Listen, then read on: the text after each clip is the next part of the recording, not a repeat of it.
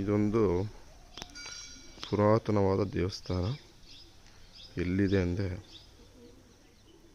ನಿಮ್ಮೆಲ್ಲರ ಮೆಚ್ಚ ಸಿಕಂದೂರಿಗೆ ಹೋಗೋ ದಾರಿಯಲ್ಲಿದೆ. ಸುಮಾರು ಜನಕ್ಕೆ ಗೊತ್ತಿಲ್ಲ ಎಷ್ಟು ಬ್ಯೂಟಿಫುಲ್ ಪ್ಲೇಸ್ ಅಂತ. ಇದು ಎಡಮುಖಕ್ಕೆ ಇರುವ ಶಿವನ ದೇವಸ್ಥಾನ.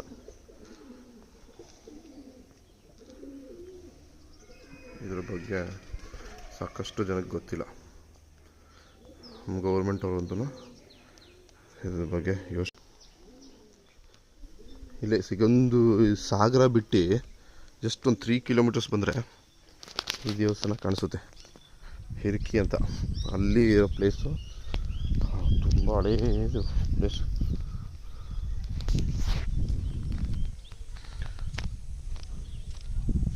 ಏನು ಬ್ಯೂಟಿಫುಲ್ ಆಗಿದೆ ಪ್ಲೇಸ್ ಅಂದರೆ, ನನ್ನ ಫ್ರೆಂಡ್ಸ್ ಎಲ್ಲ ಒಂದು 8 ವರ್ಷ ಹಿಂದೆ ಬಂದಿದ್ರಿ. ಬಟ್ ಇದು ಪ್ಲೇಸ್ ಯಾವುದು ಅಂತ ಮರ್ತಿದ್ರಿ.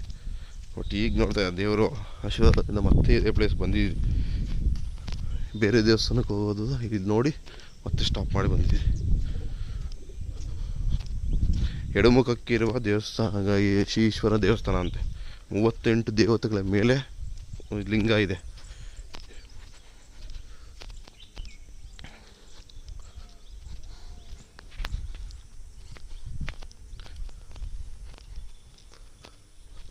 ತುಂಬ ಪುರಾತನವಾದ ದೇವಸ್ಥಾನ.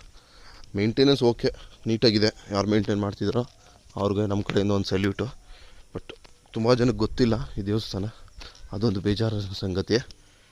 ಸೊ ಆದಷ್ಟು ಜನ ಇಲ್ಲಿ ಬಂದು ಈ ದೇವಸ್ಥಾನನ ಸ್ವಲ್ಪ ಫೇಮಸ್ ಮಾಡಿ. ಯಾಕಂದರೆ ಐ ಥಿಂಕ್ ಬರೀ ಲೋಕಲ್ ಜನಕ್ಕೆ ಗೊತ್ತಿರ್ಬೋದು.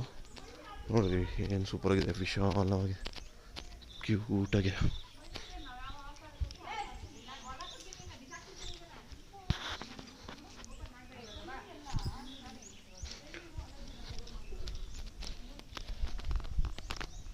ಶಿವಪ್ಪ ಎಲ್ಲರನ್ನೂ ಕಾಪಾಡುತ್ತೆ.